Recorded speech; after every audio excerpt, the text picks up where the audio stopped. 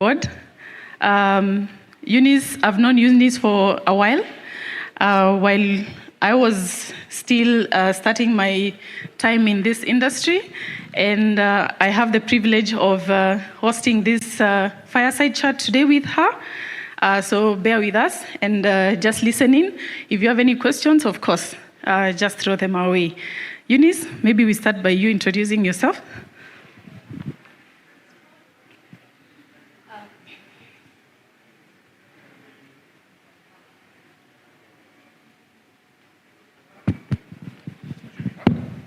It's good. Thank you so much, Gadwel. It's nice to sit here with you and speak about technology in the real estate sector. So my name is Eunice Thirikwa.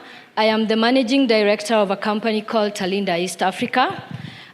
For the past 2 decades, I've been privileged to serve at the intersection of technology and the real estate.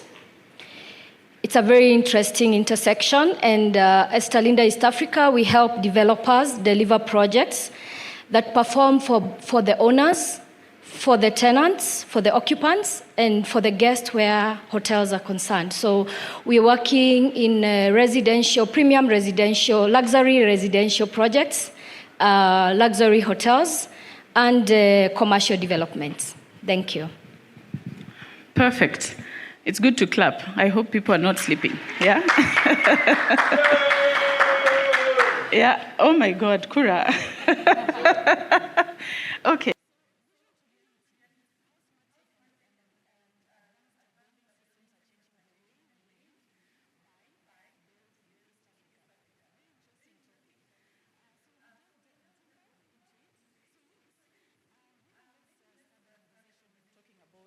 Just defining what smart buildings are, and in the same context, are we really building smart in East Africa, or are we really building more complex projects?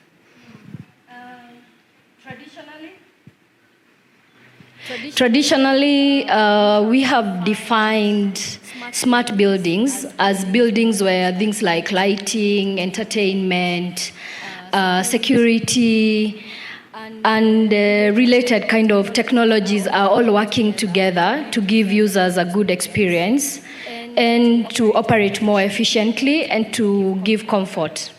However, I would like to probably redefine this because it's not really about the amount of tech applied, but how we achieve the balance between aesthetics, value, and function. So a lot of times we are thinking, what do I want? And then we have a list. This is what I want in my smart buildings. I want it to manage my HVAC,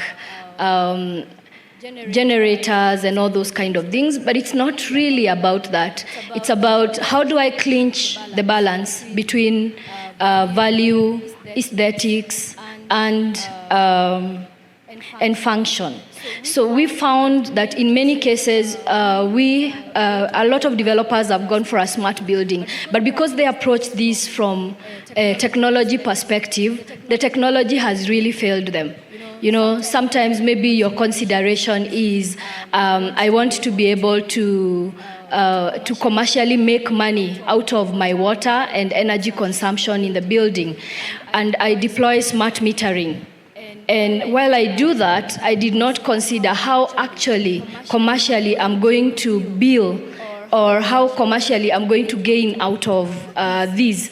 So eventually the technology that is deployed is maybe more for the commercial development than for the residential. And what we end up having is not a smart building, but rather a building with a lot of smart technology cluttered everywhere. So when we look at smart buildings, we need to look at it from a central perspective of what is the intended outcome. What are the users? What is the comfort we want to give the users, or what is it that we want to achieve? So smart buildings are not just about technology, they're about user experience, and they're about operational efficiencies required. Perfect. So what I'm hearing you say is we are not looking at so much about the infrastructure side. I mean, just the building, the look and feel of the building. We are looking about more systems that come together. They are controlled from a central perspective, and also that deliver user experience. Yes, maybe just to put it in a different way, we are looking at what is a business outcome. So for you as a developer, if you're selling your units, when you consider a smart building, what is your business outcome? For you as a realtor or a managing consultant, when the building is being considered to be developed as smart, what are the business outcomes that you're looking for? Is it going to ease your operations? Is it going to make the people living in it more comfortable? Is it going to introduce luxury? Is the luxury going to give the building more value? Am I going to charge more for my hotel room or for my apartment block because now I have added probably luxurious speakers that look like art? So what is it that I want to achieve, and how can I then achieve that? And that's really dependent on who's going to use this space. Yeah. Perfect. So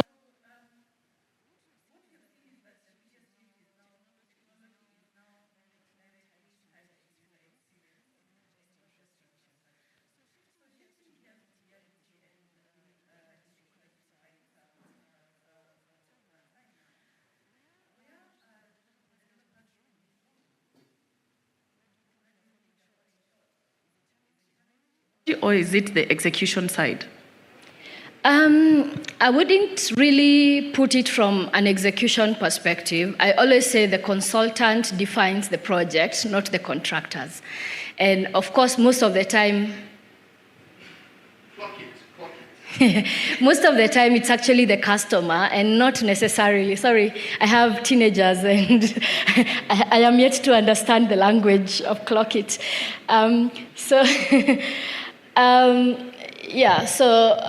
The consultant defines the project.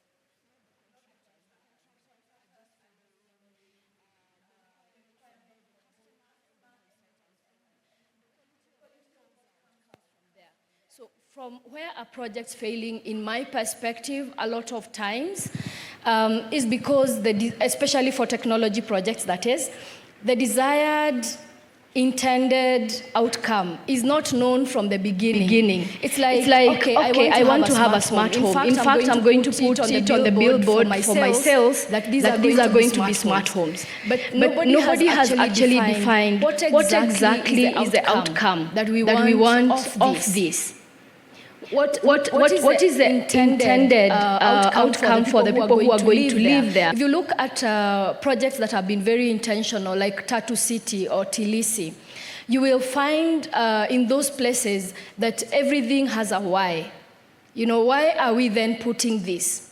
So it's not just like technology for technology's sake. It's what is the technology going to do? Is it going to improve my guest experience? And if it is meant to improve my guest experience, so what exactly is that guest experience and how do I achieve that? If technology is considered from an intention or from an intended outcome basis, then 95% likelihood the project is never going to fail. Because we are now going to align the designs. We are going to select the technology. I like to speak about audiovisual a lot, like speakers. If today I was going to just have background music, I can put every basic 6-inch speaker of any model. But if I wanted it to run in the bar, then I will have, and the bar requires sometimes people to dance, then I'll have to upgrade that. And if I wanted the same music in a luxury house, I would go nowhere below, maybe Sonos is midway, but I would go nowhere below B&O, Bangs & Olufsen, where a single bar is like $5,000. So it depends on what you want to do. So if you're selecting technology without knowing exactly what is the intended business outcome, then it's gonna fail. And I feel that's the biggest failure, because then everything else in the back end is dependent on the initial design. Thank you. Perfect. That is very close home because I think we have seen so many of the those in the industry as well, where the why most of the time is not taken into consideration while these contractors or the engineers are designing the buildings or It's an different afterthought. hotels. And it's an afterthought. Yeah. So let's look at cost and value. In 5 minutes. Let's look at cost and value very quickly, and then we may tie that then to the future of the buildings that we have around East Africa. Are developers and overplaying for smart tech? That is one question. Or underinvesting in it in the right way? How do we balance innovation with practical budgets? Cost. It's always the biggest challenge here. I think you've seen that quite a lot in the market. Is it the same for you on your side? I think it depends. If we are considering whether people are overpaying or whether they are underinvesting. Yes.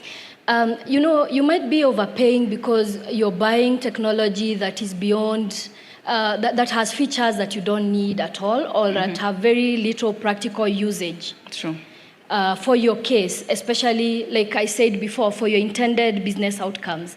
If you're going to sell a unit at $100,000 and you want to automate the curtains, and you want to give all these freebies, how are you going to account for it? How are you going to make money eventually? So, and the same applies to a hotel. If your average daily rate is $100, and you want to have very high-end equipment, or how are you going to account for that? So is the technology you're deploying practical for your use case, or is it beyond? In that case, you might be overpaying. And on the other hand, we find the underinvestment a lot in the back-end infrastructure. So it's very important that you look at, those things that we don't see. Your cabling, those things that we don't see, they are very underestimated a lot of times, but they are the things that define whether the building is going to be able to run in the long term. If you do a very good network at the back end, if you do a very good controls in the back end, then most likely you're going to have an ROI on your technology. At Talinda, East Africa, we promise a 5-year technology relevance, but we've been able to achieve with a lot of our customers over 10 years. If I look at properties like the Fairmount Mount Kenya Safari Club, we had our initial investment, they had an initial investment in 2016, and this year, or late last year, is when we did the technology turnover. So we are able to really achieve over 10 years if you do your infrastructure well at the back end. So a lot of times the underinvestment is in the back end technology. Perfect. That is very important because at the end of the day, planning, as we have talked about, is very important. You go to a project, you find the cable slack is just amazing. There is a lot of wastage in terms of cable because you brought in the wrong person. And as we conclude, how does the future look like? Are we going to have more smart buildings coming along, or are we even scared of the technology? How is the future looking?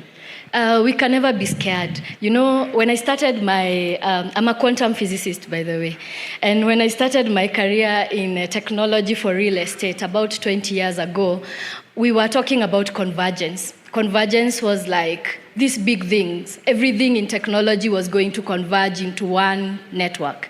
And we have seen the journey come from just converging telephony to the network, to getting all the way to things we call Internet of Everything.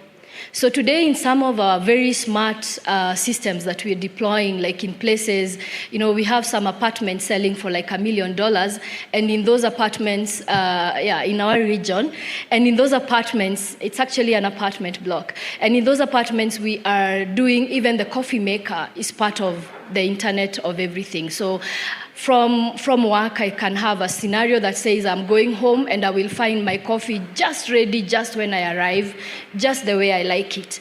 So there's a lot going on. I'm in love with the convergence of audiovisual. It has really changed everything, entertainment. So we used to have, entertainment has always been very complex, but with today, you know, especially with the very good IP-based speakers, we can do so much on the entertainment scale for both the home, the hotel, and the commercial spaces. Thank you. Perfect. I'm not chasing you away. I just want the people to be able to ask you a couple of questions. Yes, please. Questions from the room.